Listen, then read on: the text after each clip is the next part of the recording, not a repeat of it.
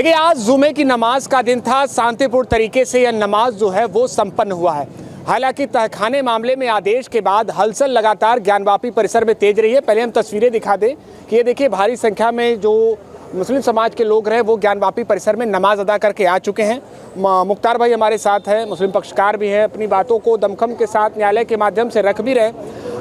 मुख्तार भाई, क्या हम समझें कि नाराज़गी जो थी पिछले आदेशों को लेकर अब वो पूरी तरीके से दूर हो चुकी है? क्योंकि आप लोगों ने कुछ शुरुआती दिनों में जाहिर भी किया था कि पूरी तरीके से नाराज़गी है। नाराज़गी कैसे ख़त्म हो जाएगी?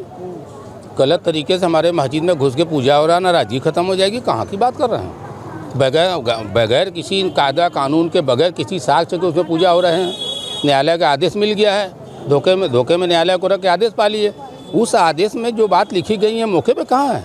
आदेश में लिखा गया है कि दक्षिणी तहखाने में स्थित मूर्ति की पूजा करिए, अब आप ले आकर रख के पूजा कर रहे हैं।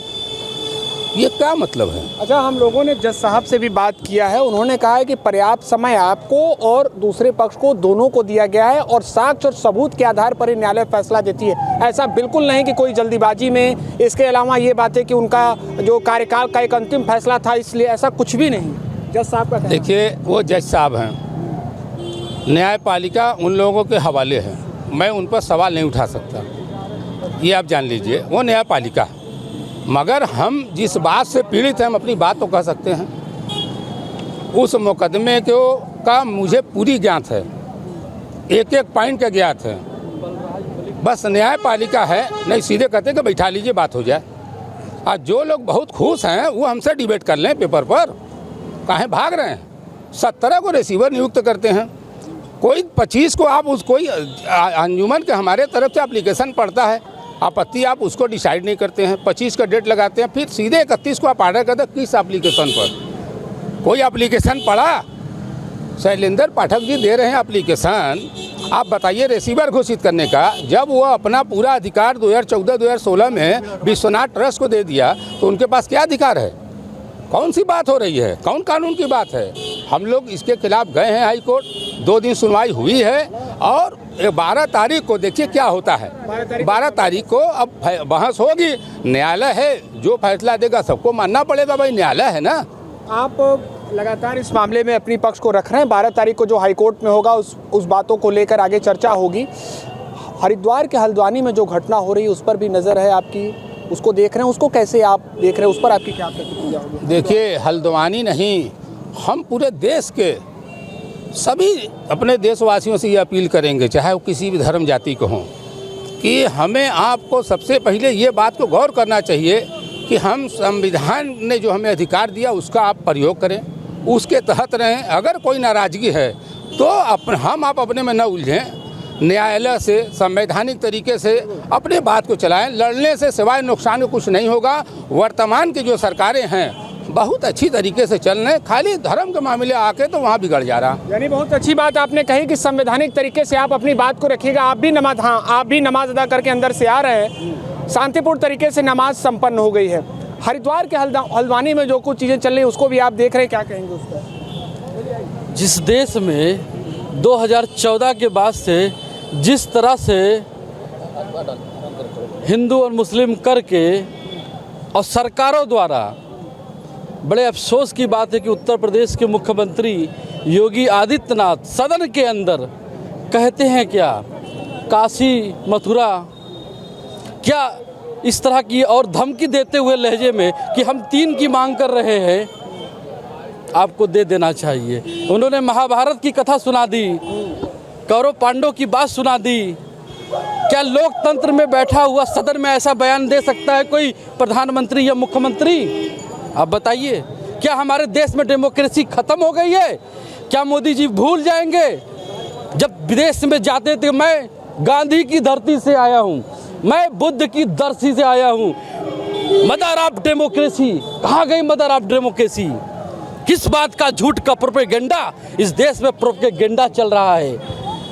हिंदू और मुस्लिम में खोट नहीं है। नहीं, कहीं खोट नहीं है। और दूसरी बात कि संवैधानिक तरीके से ही देश चलेगा। हरिद्वार में जो हो रहा है उसको लेकर आप हल्द्वानी की बात करते हैं, मेहरौली की बात नहीं करते हैं। नहीं, अभी जो घटनाएं चली हम उस पर ही बात करेंगे। कितने अफसोस की बात है कि बताइए, किसी भी जगह के धार्मिक स्थल को तोड़ना क्या इस सरकार को अच्छा लगता है?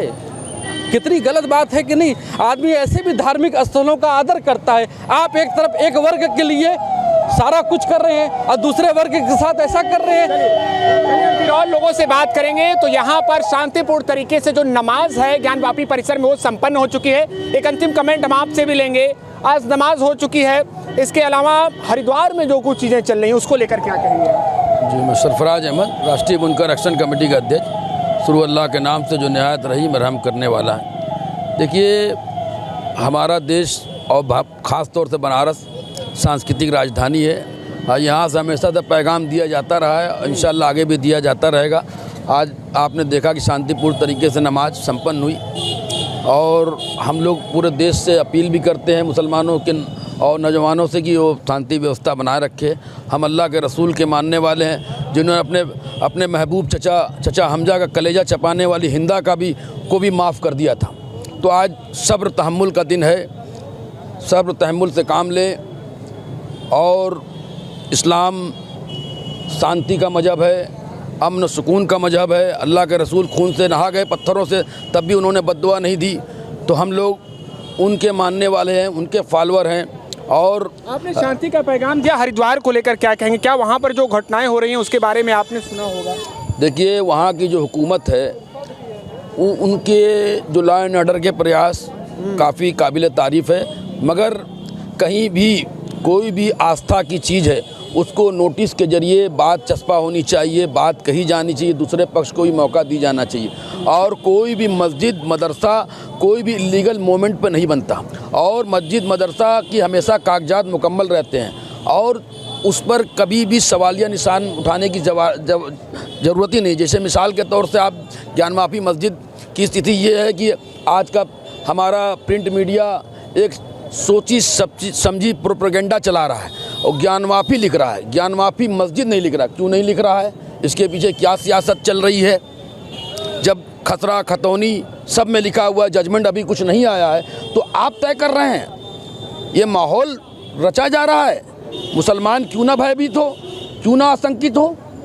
जब पेपर मीडिया ज्ञानवापी लिख रही, ज्ञानवापी मस्जिद लिखने से उसने गुरेज करना शुरू कर दिया। चाहे पेपर मीडिया हो, चाहे डिजिटल मीडिया हो, चाहे इलेक्ट्रॉनिक मीडिया हो, संवैधानिक तरीके से सब लोग अपनी बात करेंगे। और आपसे हम बात करने के लिए यहाँ पर आए हैं, आपकी बात को जानने के लिए यहाँ पर आए हैं। हम आपकी बात को वहाँ तक पहुँचाएंगे, ठीक है? तो आपने कहा शांतिपूर्ण तरीके से नमाज संपन्न हुई। एक बात मैं और भी दूसरी बात मैं ये कहना चाहता हूँ कि देखिए, हमेशा से एक सिस्टम रहा है मुकदमा लड़ने का कि अपनी बात रखी जाती है, अपना पक्ष, अपने सबूत पेश किए जाते हैं।